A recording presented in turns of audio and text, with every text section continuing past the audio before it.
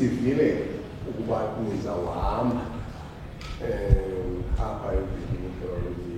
xa nizawuhamba niceleke nento yobana ubishop ayisikelele indleleni izawuhamba noko sithe amaphutha wethu athi hayi kodwa ke ngawuyizise nawe phaa ebantwini bazivele ngokwabo iphuma kuwe into yobana utheni nasenza apha saphinda semka singakhange thina simanyelwe kuviwe ukuba ezi zazizichaphazele kangakanani ngolwimi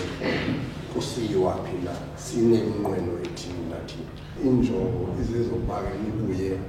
unyaka olayo ngomhla we-21 ngokayawa luthethayo phaa icala Eastern Cape siyabulela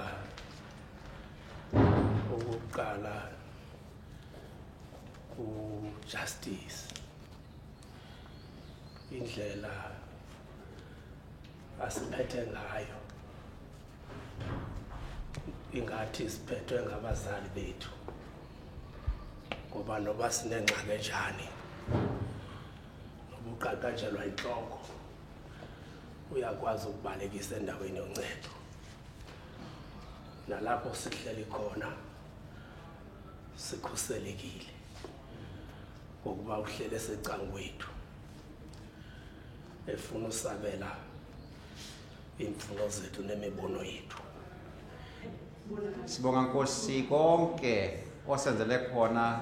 ukuhle saneliswa ngakho ikakhulu abameli abasimele